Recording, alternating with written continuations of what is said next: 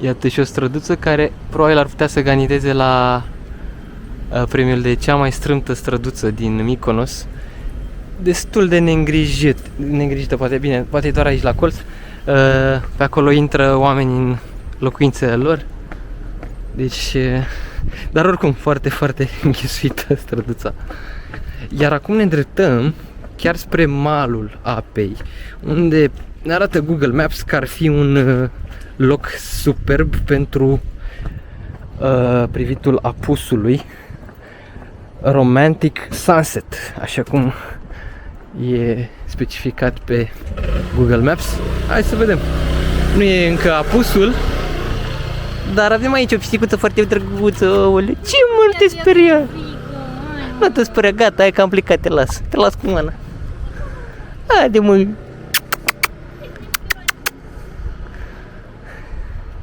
Hai să vedem ce găsim.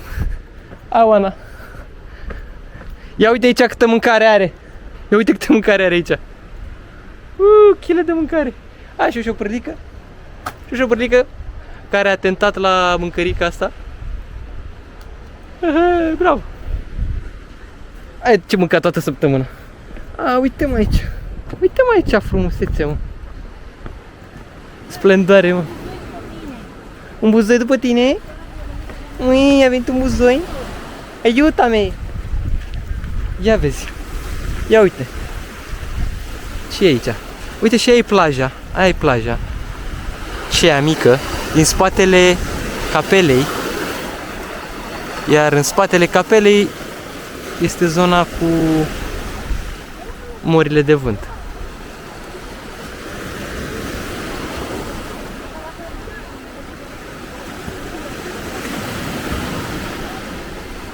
Și aici o mică plăjucă. Arată chiar ok plăjuca asta. Mică, intimă, delicată. Nici nu sunt, pare că n-ar fi pietre în apă. Valuri nu prea sunt. Liniștit aici, marea protejată. Zona, un golfuleț așa. Acolo în depărtare se vede plaja unde am fost ieri, unde am încercat să facem plajă, dar mă rog, a bătut vântul, probabil și astăzi e la fel. Pe țărmul ăla bate destul de tare. Aici e protejat. Aici e protejat, că vântul bate tot din vest bate.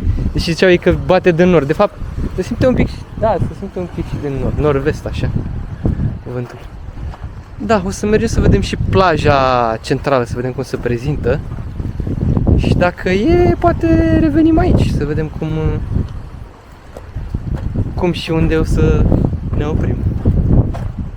Ia-ți piciule. Îți place? Așa, care tot ai? Și din apă, de aici care e în margine. Nu văd. Este o doamnă care stă pe scaun. Așa, da, așa. Așa. Are kilot stanga. Așa am și eu acum. Așa mi-am luat și eu pe mine. Ficile, așa mi-am luat și eu. Domnul, felicitări pentru încredere. Felicitări. Cred că e italian, nu știu ce face impresia că e italian. Că de obicei sunt mai excentrici așa. În privința... Mergea cu atâta încredere pe el. Vreau încrederea lui. Hai mă, piciule, să mă vezi pe mine cum merg acum cu... șalupele. Da, și aici, hai să vedem, aici este micuța capelă, micuță și drăguță capelă. Ok, frumos împodobită. Și aici deja se văd emblema, să zicem, deja e emblemă, ce să mai e emblema orășelului.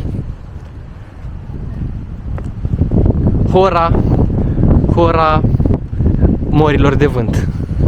Că exact asta formează, o horă de mori de vânt. Și prietenul nostru vântul. Da, uite aici se simte vântul puternic, că suntem pe deal. Acolo era protejat la piscină, să-i zicem așa. N-auzi ce zic. N-auzi. Ia uite-o, Oana.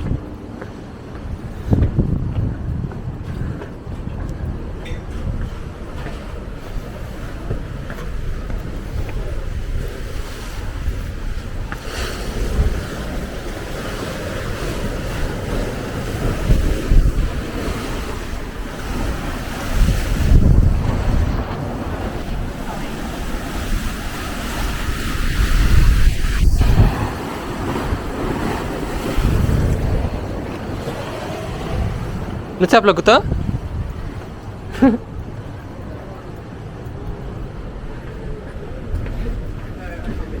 Hai că aici e cetatea, am ajuns la cetate. La rămășițele vechii cetăți. Iată zidurile vechi. Bineînțeles cu o bazilică. O capelă mică. Wow!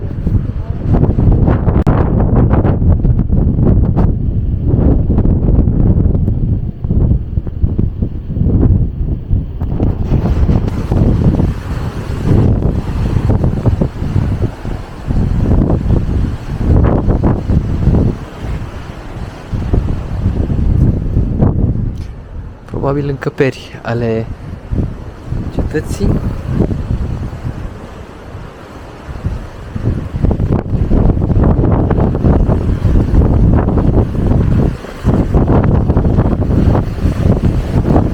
Bate vântul frunza în dungă, în camera din mână mi-o alungă aproape.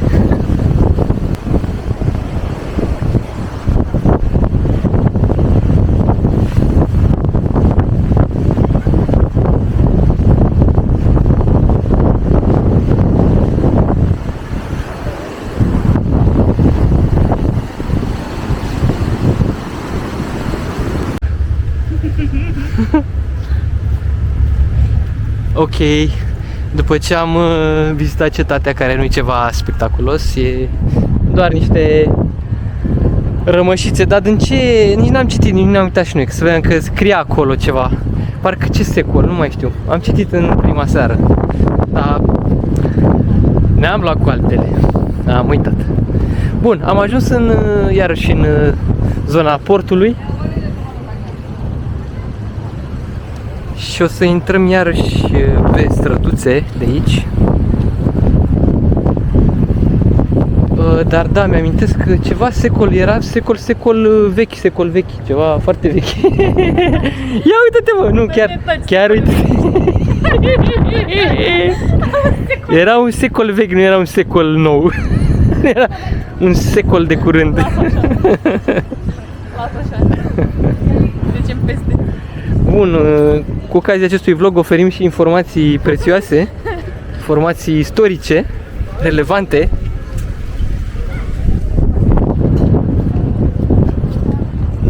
Sincer, nu e ăsta scopul nostru. Nu facem videoclipurile astea cu scop informativ istoric, ci pur și simplu ne exprimăm liber părerile, gândurile, viziunile despre viață, despre viața oamenilor din jurul punctelor pe care le vizităm, punctelor atracțiilor turistice, orașelor. Practic sunt mai mult videoclipuri de lifestyle și păreri despre lifestyle-ul curent, prezent, modul de trai, modul de viață al oamenilor din ziua de azi, din zonele pe care le vizităm. Nu, nici de cum despre trecut, despre istorie. Ok, mai introducem și istorie și chestii interesante, poate, care mi se par nouă interesante. Despre arhitectură, despre... Uite, de exemplu, cât de interesantă este această bazilică și e și mare. Fix, mă rog, bazilică, e propriu spus.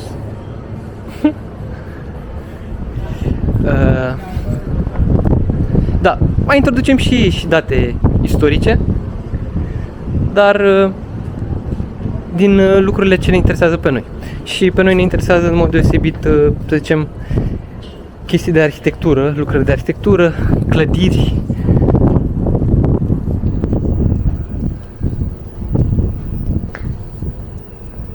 și așa mai departe. Ce tare pe aici. Bă, nu știu, iar ne-am pierdut în labirint, iar ne-am pierdut în labirintul ăsta. Voiam să ajungem la este așa, deci de acolo, nu, hai să o luăm pe aici, fii atent. Hai să o luăm pe aici, să vedem unde ajungem. Mykonos Medical.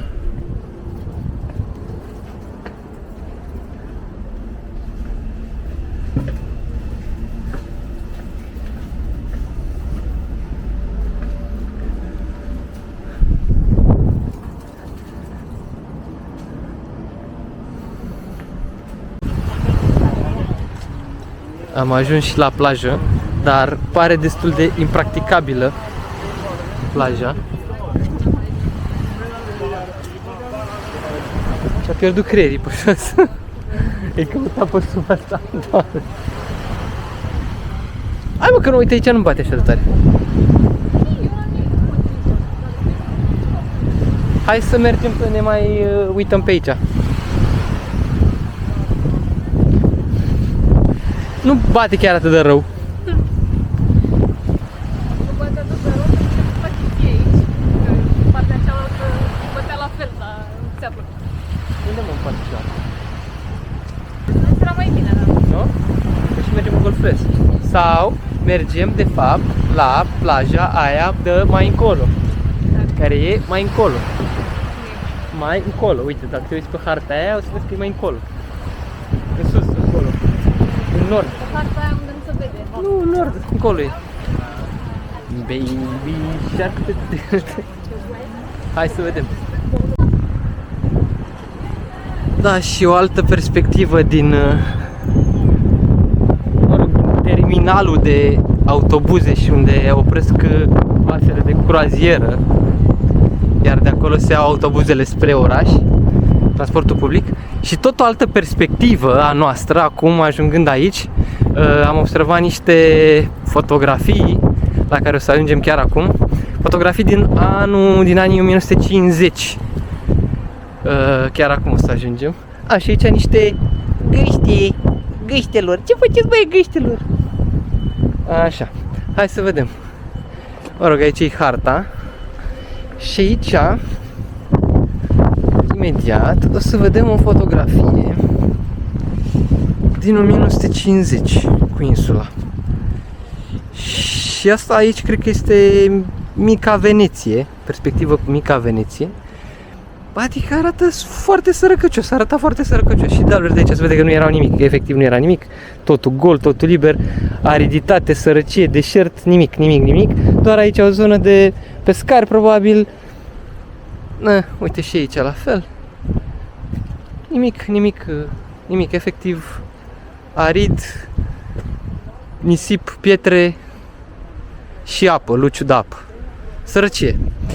Ce ne intrigă pe noi este fix chestia asta, cum s-a întâmplat ca practic un sat pescăresc pe o insulă mică și ceva nu știu, foarte sărac practic. A ajuns, s-a consacrat printre bogați, s-a consacrat printre miliardari, printre milionari, printre persoane, printre vedete, printre persoane de renume și așa mai departe. Cum s-a consacrat oare insula asta? Cum s-a dezvoltat atât de bine ca infrastructură, ca locuințe și așa mai departe?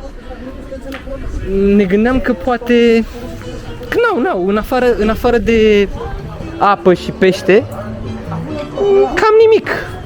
Nu poți să crești animale, nu crește vegetație decât asta mediteraneană, rezistentă și la vânt și la precipitații foarte reduse. Deci chiar nu ai ce să faci. Și ne gândeam că în baza la ce s-a dezvoltat atât de bine. Care a fost motorul? Cum s-a produs creșterea? Când s-a produs creșterea? Când, de la ce sau cine? Nu știu, probabil dintre răspunsuri ne gândeam să făceam o comparație, o analogie cu ce s-a întâmplat cu zonele arabe, cu țările arabe care au descoperit petrolul. Și după ce au descoperit petrolul, bineînțeles că totul a luat un avânt uriaș s-au dezvoltat incredibil, acum sunt top. Probabil asta s-a întâmplat și aici, dar nu la aceeași magnitudine, în sensul în care nu cred că au descoperit că nu știu să aibă resurse de petrol pe aici, în niciun caz. Deci nu industrial s-a dezvoltat, în baza industriei ospitalității. Doar că cum atât de repede și cum atât de bine, ok. A venit unul, doi turiști aici, au zis, bă, ce mișto e, ok, hai să venim cu toții, hai să venim să ne facem și familie și așa mai departe. Că era un stătuc, era ceva de pescari și așa mai departe. Bine, iarăși o comparație, o analogie, mă gândesc acum și la Vama Veche. Știi? La Vama Veche unde tot așa, era un stătuc de pescari și era nimic. În anii 90 sau mă rog, până în anii 90, până în anii 2000. Și deodată a izbucnit. Ușor, bine, o creștere logaritmică, o creștere exponențială s-a întâmplat la Vama Veche, probabil și aici ceva similar. Și mă gândesc că la fel, probabil s-au întors vechi locuitori care ulterior plecaseră și au căutat o soartă mai bună în altă parte, au făcut bani, s-au întors și au dezvoltat industria asta, turismului. Au profitat de faptul că ei sunt un popor, grecii sunt un popor foarte ospitalier și foarte de treabă, foarte omenos, foarte ospitalier. Și au făcut marketing foarte bun. Au ajuns pe aici staruri, persoane importante care și-au adus alți prieteni și alte rude și așa mai departe, familiile. Și uite așa, ușor, în câțiva ani, zeci de ani, hop, s-a născut o legendă, Mykonos. Probabil similar și cu Santorini, n-am mai văzut Santorini, dar probabil tot ceva asemănător se întâmplă și acolo. Că altceva n-ai ce să faci, doar turism, dar încă o dată, turismul în bază la ce? Că ai căsuțele astea frumoase, locuințele astea albe, văruite alb frumos, cu ferestrele lor bleu. Wow, superb. Cu pardoseala asta, ok, pietruită și văruită tot așa vopsită cu alb. Și cam asta e ok, floricelele astea minunate, da, dar cam atât. Bine, mâncarea, încă o dată, mâncarea e mâncare, grecii sunt recunoscuți pentru bucătăria lor fenomenală. Și una peste alta, din sărăcie, uite că se poate face ceva extraordinar. Chiar extraordinar. Și este de admirat, e un model de admirat. Se poate. Cred că se poate și la noi. Dar trebuie să fii un pic isteț, trebuie să fii un pic șmecher. Oana, de exemplu. Gata, pauză, break.